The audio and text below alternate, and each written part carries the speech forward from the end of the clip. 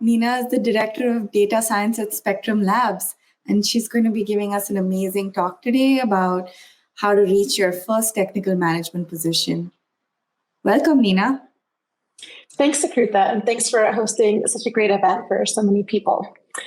So this talk is aimed a bit at folks that are more senior and considering switching to a management track from an individual contributor track. So I'll start with a little bit of background about how I did so myself.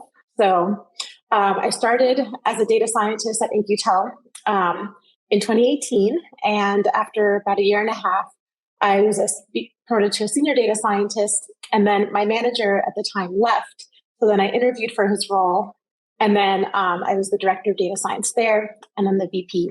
And then after several years at In-Q-Tel, I interviewed at Spectrum Labs, and I started there about a year and a half ago as a director of data science. And I should mention this talk kind of uses a lot of my insight from the data science, but I've talked to a few folks in other areas of engineering to help broaden the perspective.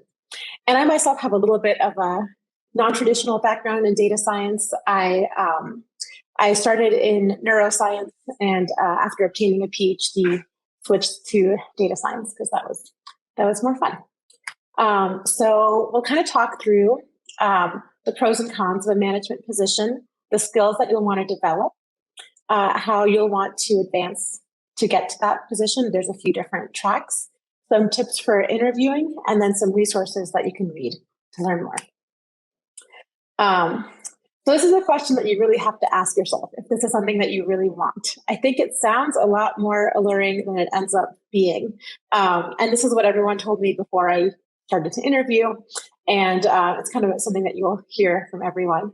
So some positives are you have this broader impact. You can impact the career of several people, which is really rewarding. You know, writing a recommendation letter for an intern that then gets into a fabulous PhD program, you know, is really fulfilling. But yeah, that's a great pro. And then you'll have more insight into how the decisions are made, and possibly more money. I think it'll pay more than the previous position you had, but if you had stayed in an individual contributor track, that can be more lucrative. Some things that I would say are neutral depending on your personality is that you're going to be exercising and developing very different skills than you were as a technical individual contributor. And you'll definitely be spending more time on group dynamics and in meetings. And I personally really like to interact with people, so that's all been great for me. But there are some downsides that go along with that. For example, your technical skills can become stale. It can be really difficult to develop some of these new skills like persuasion and collaboration. I think, you know, they may come more naturally to some folks than others. I would say, at least in my experience, that for the first 1 or 2 years, you might be pretty bad at this compared to how you were doing at your previous role in order to get promoted to a management position. And then there are definitely much fewer positions available. And then a frustrated or challenging team member, I found more challenging than any individual contributor work. And this is fairly common within tech, where I think there was a speed of promotion that, especially in previous years, folks got used to. And now there could be a lot of times when someone might think that they should be promoted next, but there really isn't space because of the organizational changes that have been happening throughout tech. And I'll just say, as a woman, since I'm speaking to an audience of mostly women, that this can include challenging gender dynamics. For example, if you're managing a team of all men, this can just be a little bit different. Even the most well-intentioned group and organization can have some sort of, biases or behaviors that they're just really difficult they can be a little bit difficult to work with. So some of the skills that you'll want to develop are persuasiveness. You're really not telling people what to do. You're persuading them that what you are suggesting, that maybe someone else suggested, is the right path. I say over communication rather than communication, because there are so many times when you think everything is going smoothly and you just ask a few people a few extra questions and you realize that you're about to miss a deadline. So as a manager, your role is really to make sure that everything is getting completed in the timeline that was promised. So it's surprising how often just asking a little bit of a deeper question can unroot a potential upcoming blocker or something. Diplomacy is very important. You're working with people now instead of software or data, and it really helps to kind of get to know how other folks around you work, as well as organizational awareness. So knowing really, fundamentally as a manager, someone on your team will come to you and say, hey, I need to do this, or I need this access to this resource. And you need to know, like, okay, talk to like someone on platform, talk to HR about this. So there's that level of organizational awareness, but then also knowing like who, like what the, unspoken roles of different people in the organization are. So this will be a lot broader than, maybe what you might have known as an individual contributor.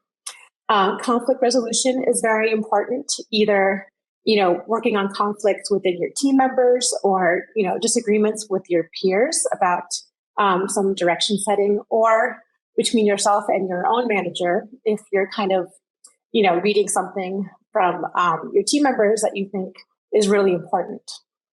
And then context switching is something that I find myself doing a lot more often, where you're in back-to-back meetings. Maybe you're talking about one project, 30 minutes later, you're talking about another project, 30 minutes later is something else. So it's a lot more context switching, which I think my background as a neuroscientist, I know is not really great for anyone, but I think it's something that can be kind of managed. And then foresight, really thinking ahead, as you're deciding how to allocate resources or staffing folks on different projects, you want to be able to think through like how this will impact their career, the project work, the dynamics between the teams, things like that. And then I personally found it really helpful to be organized, because it really helps keep up with all the follow-up and tracking everything, and just having a really good system that you have. And just recently, I just saw a tweet that really kind of brought together some of these different skills. 91.4% of the dumb things big companies do are because two VPs who should be collaborating are locked in a power struggle. So this is the risk if you don't develop some of these skills. So I kind of see three different paths to advance. One would be if the organization grows. So that would mean you'd have to join an organization that is planning to hire rapidly in the next few years, particularly in the area that you're working in. So this is probably the easiest path because, as it grows, someone who's more senior will end up leading the team that's going to get added. But I've heard this can be a little bit chaotic, as, there can be, with a lot of growth, there can be a lot of growing pains as well. Another path, I guess one of the paths I took was my manager left. Now, this is not really up to you. It's just, people leave jobs every once in a while. So if this does happen, then you have to be the most likely replacement over an outside hire or other team members. And one of the pros is that there's already a system set up for everything, for how to manage folks and how, projects are already probably in flight. One of the cons is that the system is already set up. So I think every manager is different. So processes that worked for one person might not work for another, and the team members may not be as willing to have so many things change at once, especially if the manager that departed was well liked. And then former peers may be challenging to manage. And then interviewing for a new role, I know folks that have gone through all of these paths, and I kind of went this route as well, even though I had previously managed when I was interviewing, because I'd only managed for about a year and a half. That really actually doesn't count for managing for that long. So when I was interviewing, I found that most organizations prefer to promote internally rather than hiring a manager. So that's one challenge, although I definitely know a number of folks who have gone this route. For example, if you specialize in something really valuable in your organization and another organization wants to grow a team in that area, then it would make sense to hire you and have you develop that team. So one of the pros is that you may get to build your own team. So if you think you have a strong knack for hiring people that will have complementary skills and get along well, then this is great. But one of the cons is that you may need to build a team, and this takes a really long time. Hiring is challenging, and when you're interviewing folks, you don't really know what you're going to get when they join, and that can take some time to learn as well. And then you'll be competing in interviews with folks who have managed before, so that can be a challenge as well. So before I get to the interview tips, I'll share a few application tips. So I would say these are pretty general, not just to management positions, but elsewhere. But generally, I would reach out to folks that I already knew at organizations where they were hiring, so that I would have an internal referral, because otherwise, a lot of times, your resume could just get lost in a bin. And so, a great way to meet people is to go to events like this one and other, depending on where you are. If you're in the Bay Area, there's tons of tech events happening all the time. And just continuing to grow your network, keeping in touch with people that you know in your same domain. And then I think just having your resume then highlight, whatever leadership that you've had. And then if it's an internal promotion, you may have to interview. So I had to interview within In-Q-Tel when I was moving from senior data scientist to director. So I don't think I needed a resume, but then the interview process was pretty similar.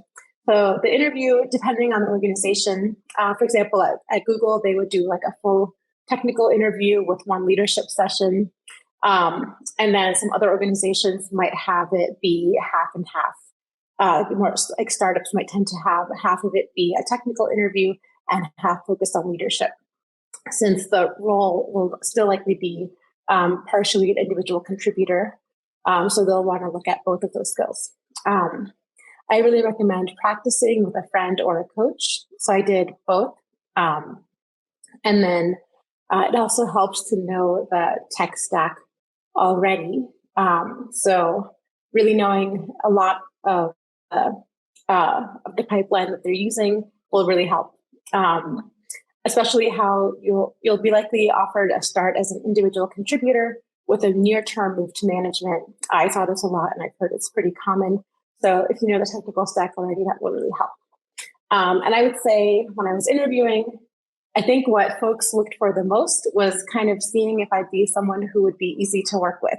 So not the tweet I showed earlier about folks that would get locked into a power struggle. So I think conveying that during the interview portions that are about how you collaborate with people is also really important. And then these are a few resources I found to be helpful. So these are basically going to be books about engineering management or blogs. So those would kind of give you a sense of what the role is like, and also would help you hone in on which skills to practice, especially if you are trying to do this from an individual contributor role and you may not have a chance to practice some of those skills, then at least reading about them would give you further insight. So one of these is a reading list of engineering management books from the Pragmatic Engineer blog. It's a blog by Gergely Oros, who I follow on Twitter, who tweets lots of interesting things about tech in general and also management. Charity.wtf has a series of blogs. She's a former engineering manager at Facebook who has her own startup now. And then she blogs about a number of different things. And then all of her blogs on management are also definitely very interesting to read. And some of these may be a little bit more specific to different areas of engineering, but some of them are kind of generalized pretty well. A couple of books that I haven't read, but a couple of my colleagues recommended that are probably on this reading list here are Elegant Puzzle and Managing Humans. And then a coach that I worked with pointed me to this Coaching Federation Find a Coach site. I found this really helpful as I was kind of trying to figure out my next steps career-wise. And so it kind of helps to be able to envision your whole life when you're in this position and seeing how it fits, with other responsibilities like family and kids and stuff. Because that's just a very real consideration that many of us might face. And thinking about what you really excel at and things like that. So I really recommend taking some time to go through that kind of process and really thinking it through. And then in summary, we kind of talked about the pros and cons of a technical management position, and then the skills that you might want to develop, the 3 different paths to advance. So an organization growing, your manager leaving, or interviewing someone new. And then a few tips for how you'll interview and a few resources that would help in the process. And everybody who has commented here really likes the content that you shared and is feeling inspired. So thank you for sharing that. Sounds great. Thank you for having me.